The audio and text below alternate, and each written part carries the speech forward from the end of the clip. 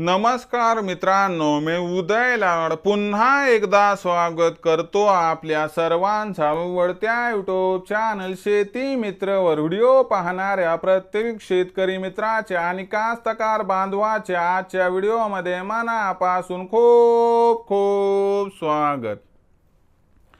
मित्रांनो, thumbnail पाहितलं, title वाचलं हो मित्रांनो, सामान्य सोयाबीन उत्पादक कास्तकार बांधवांसाठी सर्वात महत्त्वाचा व्हिडिओ की जर आपल्याला यावर्षी मिळवायचा असेल सोयाबीनचं एकरी 20 क्विंटल उत्पादन, तर सोयाबीनच्या पिकामध्ये आता अशी करा कीटकनाशकाची दुसरी फवारणी।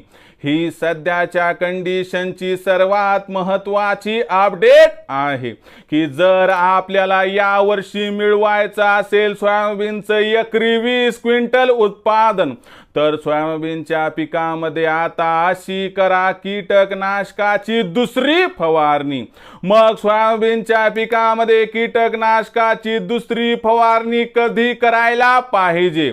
सोयाबीनच्या पिकामध्ये कीटकनाशकाची दुसरी फवारणी करत असताना कोणत्या कीटकनाशकाची निवड करायला पाहिजे?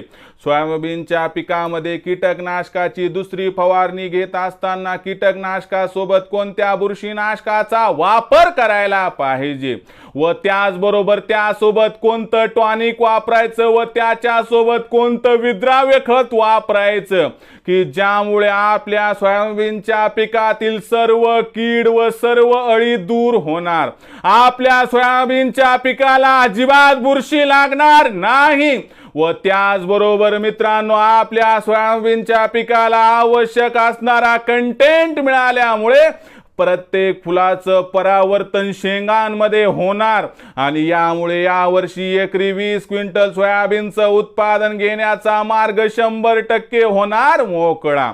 मग जर आपल्याला घ्यायचं असेल यावर्षी सोयाबीनचं एकरी 20 क्विंटल उत्पादन, तर या ठिकाणी मित्रांनो आपल्याला हा व्हिडिओ सुरुवातीपासून शेवटपर्यंत पाहायचा आहे। हा व्हिडिओ सुरुवातीपासून शेवटपर्यंत पाहत असताना जर हा व्हिडिओ आपल्याला मनापासून आवडला तर जरूर या व्हिडिओला या ठिकाणी लाईक करा। जास्तीत जास्त कास्तकार बांधवांपर्यंत हा व्हिडिओ पाठविण्यासाठी या व्हिडिओला या ठिकाणी जरूर शेअर करा। शेअर करण्यासाठी आपण personal WhatsApp number, WhatsApp group, Telegram group, Facebook, Instagram, Snapchat या सोशल मीडियाच्या साधनांचा वापर करून जरूर या व्हिडिओची लिंक या ठिकाणी शेअर करा। राहिला असेल आपलं सबस्क्राइब करायचं तर प्रत्येक मायबाप शेतकरी मित्राला आणि कास्तकार बांधवाला हात जोडून मी मनापासून कळकळीची विनंती करतो की मायबाप शेतकरी मित्रांनो आणि कास्तकार बांधवांनो, आपल्या सर्वांना तर मी आपलं मानलंय। आयुष्याच्या शेवटच्या श्वासापर्यंत आपल्या सर्वांना तर मी आपलंच मानणार। आपण देखील मला आपला आणि घरातील सदस्य या ठिकाणी मानत असाल तर जरूर चॅनलला सबस्क्राइब करा।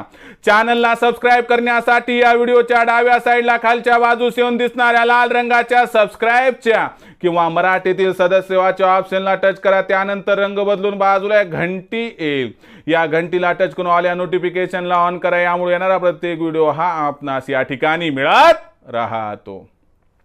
तर बघा मित्रांनो, सामान्य सोयाबीन उत्पादक कास्तकार बांधवांसाठी सर्वात महत्त्वाचा व्हिडिओ की आता जर आपल्याला यावर्षी मिळवायचं असेल सोयाबीनचं एकरी 20 क्विंटल उत्पादन, तर सोयाबीनचं एकरी 20 क्विंटल उत्पादन मिळवण्यासाठी सोयाबीनच्या पिकामध्ये आता अशी करा कीटकनाशकाची दुसरी फवारणी। मग सोयाबीनच्या पिकामध्ये कीटकनाशकाची दुसरी फवारणी कधी करायला पाहिजे? या फवारणीमध्ये आपण कोणत्या कोणत्या कीटकनाशकाचा वापर करायला पाहिजे?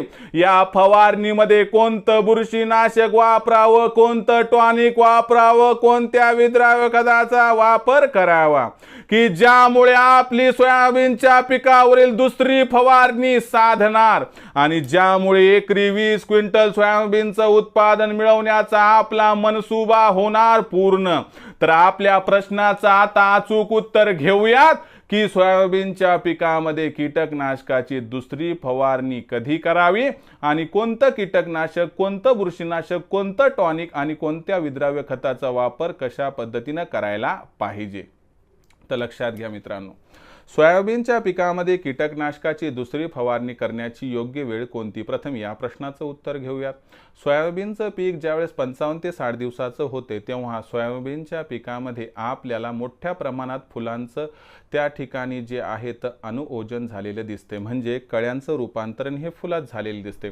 अशा परिस्थितीमध्ये आपल्या पिकामध्ये कीड असो अथवा नसो, आपल्या पिकाला अळीचा प्रादुर्भाव असो अथवा नसो, आपल्याला या महत्त्वाच्या स्टेजमध्ये सोयाबीनच्या पिकाला 100% दुसरी फवारणी द्यावी लागणार आहे। कारण लक्षात घ्या मित्रांनो, जर या ठिकाणी आपण पिकाला फवारणी दिली कीटकनाशकाची, जर त्या ठिकाणी काही कीड असेल तर निघून जाईल, जर काही अळ्यांचा प्रादुर्भाव असेल तर निघून जाईल, पण त्याही पेक्षा महत्त्वाचं भविष्यामध्ये किडींचा आणि अळींचा प्रादुर्भाव जेव्हा होईल तो होण्यापासून सुद्धा आपण आपल्या पिकाला या ठिकाणी वाचवू शकतो। मग अशा परिस्थितीत लक्षात घ्या मित्रांनो की आपलं जे पीक आहे या पिकावरती जी आहे फवारणी कीटकनाशकाची घेण्याची योग्य वेळ कोणती? ज्या वेळेस आपलं सोयाबीनचं पीक हे 55 ते 60 दिवसाच्या दरम्यान आहे, त्या परिस्थितीमध्ये 100% आपण आपल्या सोयाबीनच्या पिकामध्ये ही जी आहे दुसरी फवारणी घ्यायची आहे।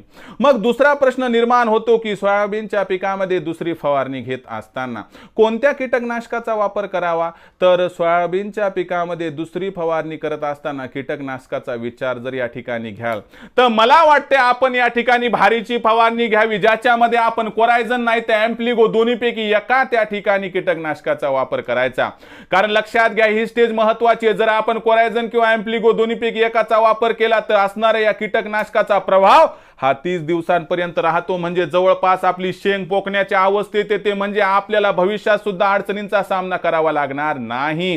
म्हणून 55 ते 60 दिवसाचं पीक असताना कीटकनाशकाची निवड करत असताना 100% दुसऱ्या फवारणीमध्ये कोरायझन अथवा एम्प्लिगो दोन्हीपैकी एका कीटकनाशकाचा वापर इथं करायचा। आता कीटकनाशकाचा प्रश्न संपला। त्यानंतर लक्षात घ्या मित्रांनो, दुसऱ्या फवारणीमध्ये बुरशीनाशकाचा वापर करायचा का नाही? तर मित्रांनो दुसऱ्या फवारणीमध्ये बुरशीनाशकाचा 100% वापर करायचा, कारण यानंतरचा येणारा पावसाळा हा जोरदार ते अति जोरदार असतो। याच्यामुळे काही दिवस आपल्या जमिनीमध्ये ओल जास्त काळ राहिली तर आपल्या सोयाबीनच्या पिकाच्या मुळ्यांना याचा त्रास होऊ शकतो। सोयाबीनच्या पिकातील मुळ्यांना त्रास होण्यापासून रोखण्यासाठी आपल्याला 100% बुरशीनाशकाचा वापर करावा लागणार आहे। कोणत्या बुरशीनाशकाचा वापर करावा या प्रश्नाचं उत्तर आहे की साफ या बुरशीनाशकाचा वापर करा। यामागचं कारण साफ या बुरशीनाशकामध्ये झिंकचं प्रमाण मोठ्या प्रमाणात आहे, त्यामुळे मित्रांनो सोयाबीनच्या पिकामध्ये बुरशीनाशकाचा वापर आपण 100% करायचा। 15 लिटरच्या पंपामध्ये 30 ग्राम पर्यंत जर आपण हे साफ नावाचं बुरशीनाशक घेतलं तर मित्रांनो 100% सोयाबीनच्या पिकावर भविष्यात जी बुरशी येऊ शकते आपण त्या ठिकाणी 100% रोखू शकतो। त्यानंतर मित्रांनो टॉनिकचा वापर। तर मित्रांनो बघा आता टॉनिक वापरायचे, पण कोणतं वापरायचे? PGR। तर मित्रांनो कशामुळे? कारण आपल्याला ग्रोथ संपवायची मित्रांनो। आता ह्या ठिकाणी प्रोडक्टिव्ह ग्रोथ पाहिजे मित्रांनो, जी फक्त वाढ व्हावी त्या वाढीची गरज नाही। आपण जर त्या ठिकाणी जिब्रालिक ऍसिडचा वापर केला तर यामुळे काय होणार मित्रांनो, आपलं जे सोयाबीनचं पीक आहे त्या सोयाबीनच्या पिकाला मित्रांनो व्हेजिटेटिव्ह ग्रोथ मिळेल। यामुळे जास्तीत जास्त फुलं तयार होतील, जास्तीत जास्त फुलांचं परावर्तन शेंगात होईल मित्रांनो, आणि यामुळे मित्रांनो आपल्याला उत्पादन वाढीचा एक कयास या ठिकाणी मिळेल। त्याचबरोबर मित्रांनो सगळ्यात महत्त्वाची गोष्ट या ठिकाणी लक्षात घ्यावी लागेल की जिब्रालिक ऍसिडचा वापर 200 लिटरच्या पाण्यासाठी 75 ml सुचवला गेलेला आहे। म्हणजे आपल्याला 15 लिटरच्या पंपाला याचा जो वापर करायचा मित्रांनो तो फक्त 4.5 ते 5 ml करायचा आहे, 0.001%।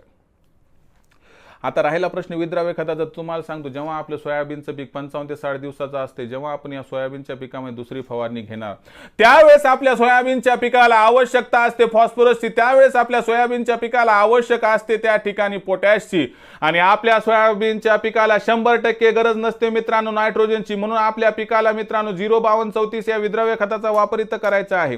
05234 या विद्राव्य खतामध्ये 0% नायट्रोजन असते, 52% फॉस्फरस असते, 34% मित्रांनो या ठिकाणी पोटॅशियम असते। 05234 या खतामधील असणाऱ्या कंटेंटचा वापर केल्यामुळे 52% फॉस्फरस कळ्याचं संपूर्णतः रूपांतरण फुलामध्ये करते आणि फुलं गळण्याच्या समस्येतून सुद्धा सुटका त्या ठिकाणी मिळवून देते। त्याचबरोबर मित्रांनो, सर्व फुलांचं शेंगामध्ये परावर्तन करण्याचं काम पोटॅशियम करत असते व शेंगा भरण्याच्या काळात सुद्धा पोटॅशियम अत्यंत महत्त्वाची भूमिका बजावते. म्हणून मित्रांनो, 15 लिटरच्या पंपामध्ये जर आपण 100 ग्रॅम 05234 हे विद्राव्य खत मिक्स करून जर याची फवारणी घेतली तर 100% सर्व फुलांचं रूपांतरण शेंगात होणार आणि मित्रांनो, यामुळे आपल्याला 100% एकरी 20 क्विंटल उत्पादन मिळवण्याचा मार्ग होईल मोकळा.